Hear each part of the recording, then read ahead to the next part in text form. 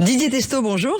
Bonjour Laurence. Vous êtes fondateur de La Bourse et La Vie TV. La presse financière internationale, du Wall Street Journal au Handelsblatt allemand, a évoqué un véritable séisme industriel.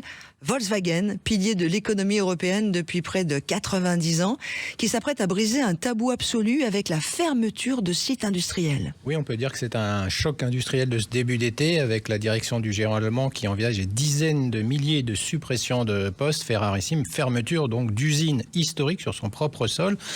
Entre la concurrence chinoise, les droits de douane américains, le retard dans l'électrique, eh bien chez Volkswagen, ce plan de restructuration massif est donc sur la table. Mercedes-Benz, de son côté, lance également un programme d'économie qui provoque déjà la colère de milliers de salariés. La direction du groupe Volkswagen, qui est basée dans la ville de Wolfsburg, est propriétaire de plus de 10 marques Volkswagen, Audi, Seat, Skoda ou Porsche. Elle discute donc avec les représentants du personnel et les actionnaires d'un plan de restructuration présenté comme sans précédent.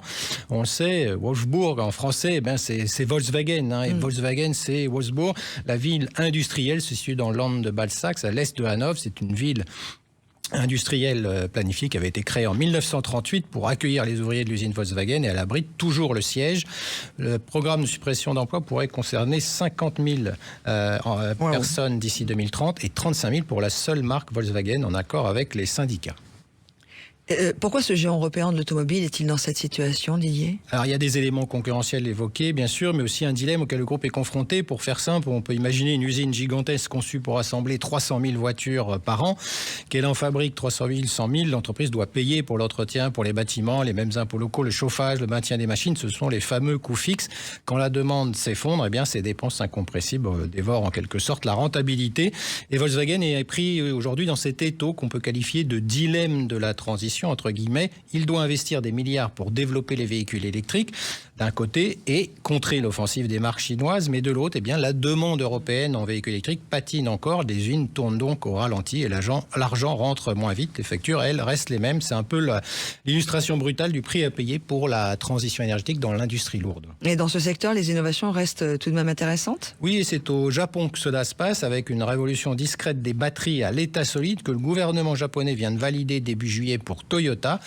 Alors avec une batterie solide, à l'état solide, de quoi parle-t-on ? Eh bien, on va remplacer l'électrolyte liquide qui peut chauffer ou s'enflammer par un composant solide. Résultat, un temps de charge divisé par 2, une autonomie doublée et une sécurité accrue. C'est sans doute la prochaine vraie rupture technologique et le défi de demain pour les constructeurs européens. Didier, le sujet canicule occupe toujours les esprits. Côté économique, ça apporte un nom ?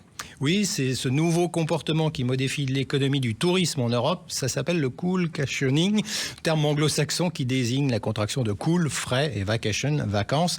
Avec la multiplication des canicules extrêmes, nous y sommes en ce moment dans le bassin méditerranéen, les agences de voyage, les plateformes de location, eh bien, observent un déplacement massif de la demande vers le nord de l'Europe, Scandinavie, Côte de la Manche. Et un acteur du secteur du voyage, PDG de Voyageurs du Monde, Jean-François Rial, me l'a confirmé cette semaine.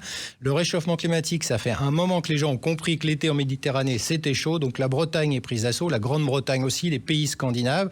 La Méditerranée est moins occupée l'été. Au contraire, les régions du Nord le sont plus. Alors la Méditerranée va être plus occupée en arrière-saison, c'est-à-dire le printemps et l'automne. Selon lui, ça va changer. Alors avec la limite des vacances scolaires, mais dès que les vacances scolaires vont être modifiées, ça viendra dans les années à venir. Vous verrez qu'il y aura un rééquilibrage. Et pour finir, Didier, vous proposez un cahier de vacances pour les dirigeants. Oui, prenons un peu de hauteur. La période estivale, c'est peut-être le seul moment où les chefs d'entreprise peuvent lever le nez du guidon. Si vous dirigez une entreprise, voilà 5 thèmes majeurs peut-être sur lesquels, en tout cas, la presse financière internationale vous invite à plancher cet été.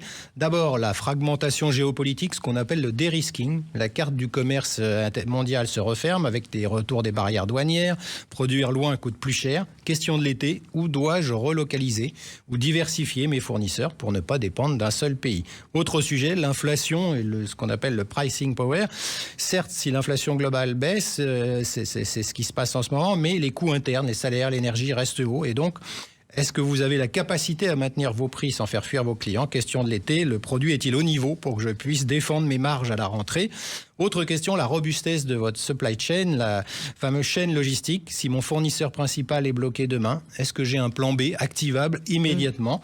Autre question, bien sûr, l'intégration de l'intelligence artificielle. C'est plus un sujet de science-fiction, mais un enjeu de productivité immédiat. L'erreur serait de l'imposer d'en haut. Question de l'été, quelle tâche chronophage puis-je automatiser pour redonner du temps à mes équipes à la rentrée? Et puis, le financement de la transition écologique, on en parlait avec le cas Volkswagen, c'est un défi colossal. Eh bien, comment vais-je faire pour financer la décarbonation de mon entreprise sans détruire ma rentabilité à court terme? Voilà, l'été sera studio pour les dirigeants d'entreprise comme pour les autres. Et bel été à vous tous. Et merci beaucoup Didier. Beaucoup de choses sont beaucoup plus claires grâce à vous. Merci.